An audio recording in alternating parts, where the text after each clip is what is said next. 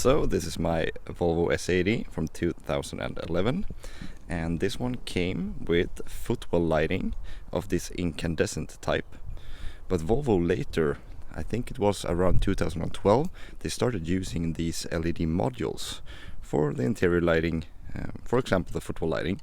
So today I'm going to show you how to retrofit the OEM LED modules into the pre-2012 P3 cars. That includes the V70, XC70, S80, and I think the early models of the S and V60.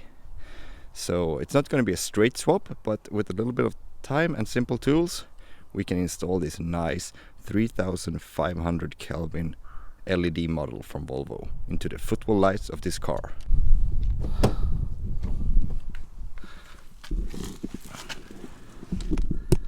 So here you can see the nice incandescent glow, which we are going to be replacing. So let's take it out. To take it out, you simply put a flathead screwdriver in the slot here, and you pry downwards. And then you have this connector here, which you just remove. Press the tab and remove it. As you can see, the old light housing is a lot bigger than the new one. But for that, Volvo has actually provided a bit of a conversion bracket, and I will type out the part number on screen and in the description, of course. So this you can just put together and put them up in there. But first we're gonna have to replace the connector. So to do that, I have made a special tool.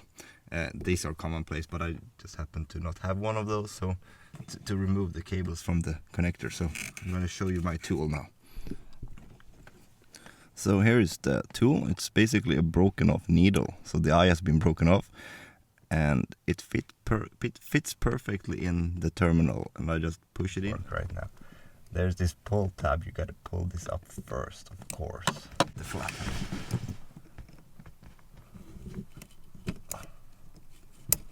So now it's gonna be working. Yep.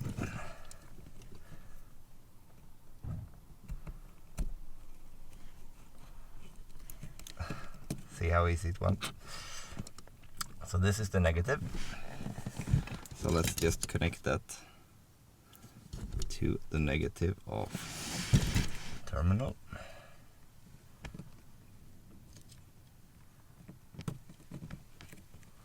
Like so.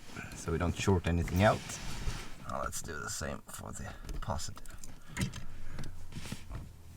Okay, they are connected. Polarity should be right. Let's try it. Hey, we have light. Perfect. Now it's just a matter of putting it into the bracket and inserting it into its slot. But I want to test something first, because the later P3 cars have this feature where this LED is lit dimly even when you're driving. It has, an ambient lighting on the footwell. So I believe the third pin in here is responsible for controlling that, and I'm hoping that it's doing that by the negative lead. So if I start the car, close the doors, and run another lead just to a fixed negative terminal somewhere in the car, if my theory is right, that should provide lighting even when the car is running and all doors are closed. So let's try that.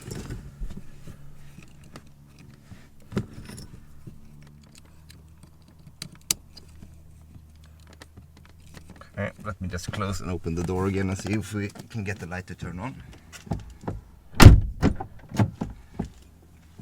Perfect. And just gonna find a good negative spot. Okay, so I'm gonna hook up this end of the lead to a negative place in the car. That should provide this light with a fixed negative, and hopefully the light will stay on when I turn the car on and close the door. Let's see.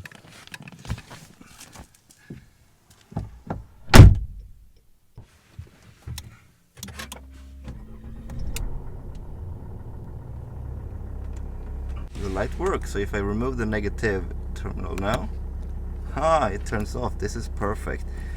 This means I can wire the third pin to any negative terminal or connection in the car, and put a nice resistor there to dim this light while it's running. And then of course when the car turns off, okay, that did not work. It stays on like forever. That means that the positive is live always, and that's pretty bad. Okay, so that failed.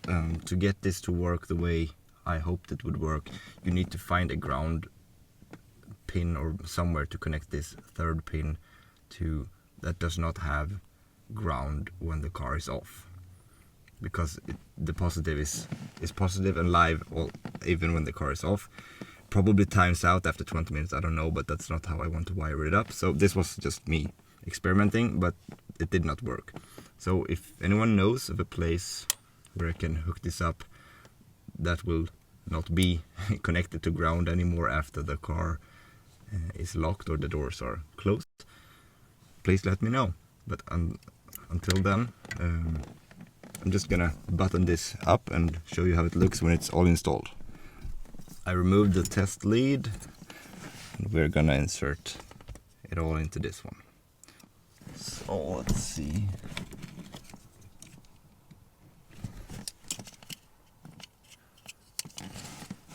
Yep, let's push this in here. It fits snugly in there, perfect. Then you just hook up the cable and you put it all up here. Let's see if I can give you a better angle.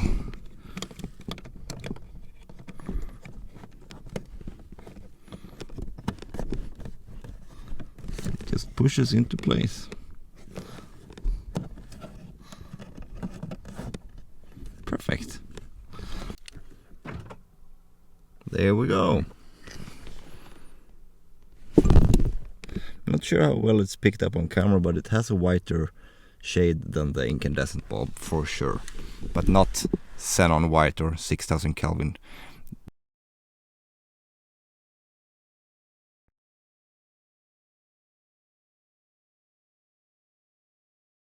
So I did spend a little bit of time thinking on a way where the third pin can be connected to be shut off when the car is turned off, but also on when the car is on, and not depending on the door or anything. And what came to mind is these cars could be equipped with lighting in the cup holders. And all cars have the connector down here. Hopefully that connector is also controlled via the negative terminal or connection. That means that you could run that one, you know, across here and to the third pin. You could do that on both sides and also under the seats if you want to install lights under the seats. There are brackets and everything that you can buy to install under the seats for the rear footwell lighting. So that might be an option, but I'm not going to tear the center console out today, so maybe that's for a future video. My style. So I hope you enjoyed this video, and as always, thank you for watching.